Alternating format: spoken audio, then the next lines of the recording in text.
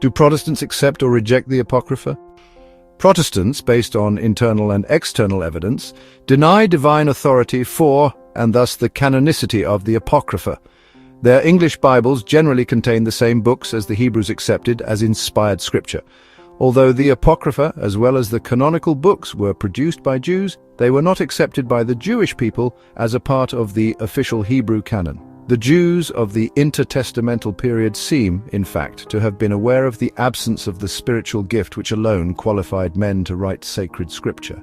The first-century Jewish historian Josephus expressed it thus: "Our history hath been written since Artaxerxes very particularly, but hath not been esteemed of the like authority with the former by our forefathers, because there hath not been an exact succession of prophets."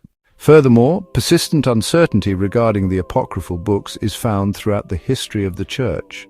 From Jerome to the Reformation, learned fathers and theologians are found who insisted upon the basic differences between the canonical books of the Old Testament and the Apocrypha.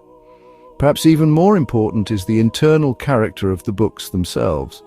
Actually, they do not add essentially to the story of redemption.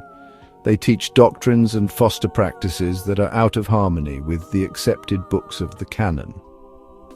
The idea of making prayers and offerings for the dead, for example, is taught in 2 Maccabees chapter 12 verse 41 to 45 and Baruch 3 verse 4. There is a tendency in the apocryphal books to magnify the externals of religion. Almsgiving and works, they declare, will atone for sin and bring a reward.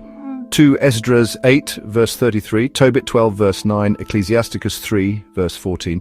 The book of Tobit presents an admixture of piety, folklore and magic. The demon Asmodeus is represented as a jealous murderer of a young woman's 7 successive bridegrooms, but is finally exorcised by the burning entrails of a fish. A potent medicine derived from the gall of the same fish cures a father's blindness, which had been caused by bird droppings.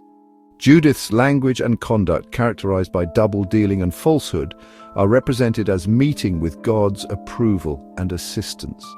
The wisdom of Solomon teaches the Platonic doctrine that man's soul is inherently immortal and that his body is a mere hindrance to the soul, a view foreign to both the Old and the New Testament. The author has also borrowed Plato's doctrine of the pre-existence of souls. See the full video for more details. Subscribe, like and share.